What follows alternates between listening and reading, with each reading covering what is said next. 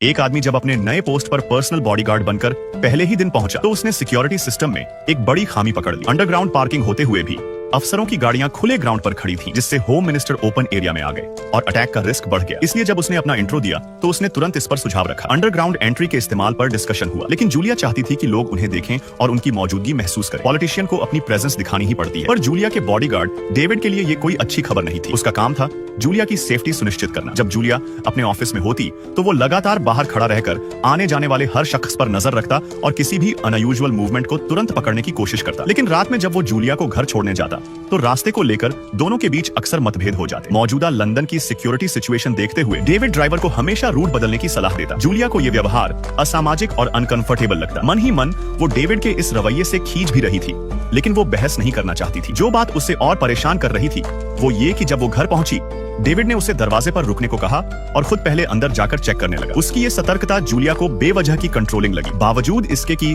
उसे जाने का ऑर्डर मिल चुका था, डेविड ने तब भी अपना फर्ज निभाया और उसकी पर्सनल सेफ्टी सुनिश्चित की। उसी वक्त जूलिया की नजर टीवी स्क्रीन पर पड़ी और उसे पता चला कि हाई स्पीड रेल अटैक का हीरो और उसका बॉडीगार्ड दरअसल एक ही आदमी है। ये जानकर उसके मन में डेविड के लिए सोच बदल गई और उसने अपने आज के व्यवहार पर खुद को शर्मिंदा महसूस किया। डेविड ने उसकी प्रतिक्रिया को सहजता से लिया, जैसे वो पहले से ही सब समझता हो। माहौल थोड़ा नरम हो गया। अगले दिन जूलिया ने इन्वेस्टिगेशन लॉ पास कराने के लिए बड़े प्रिपरेशन के साथ टीवी स्पीच की तैयारी की, लेकिन स्टेज पर जाने से ठीक पहले टाइम की कमी के चलते डेविड ने बिना कुछ कहे अपनी शर्ट उतारकर उसे थमा दी। यही उस वक्त का सबसे अच्छा सोल्यूशन था। जब उसने वो शर्ट पहनी तो उसे पहली बार डेविड की मौजूदगी में एक अजीब सी गर्माहट महसूस हुई। वो आदमी जिसकी शक्ल हमेशा सीरियस रहती थी, उसके अंदर भी कोमलता और इंसानी गर्मी थी, मगर वो नहीं जानती थी कि डेविड के दिल में एक पुरानी गांठ थी। वॉर जोन के एक्सपीरियंस ने उसे खुद पर कंट्रोल करना सिखा दिया था। जब भी वो अपने उन साथियों को याद करता जिन्हें पॉलिटिशियंस ने जंग में बलिदान कर दिया था, उसके अंदर कुछ बड़ा करने की फीलिंग उठती। लेकिन बच्चों की जिम्मेदारी ने उसे थाम रखा था और उसी उलझन में उसने ये जॉब ज्वाइन की। तभी एक मैसेज आया कि उसे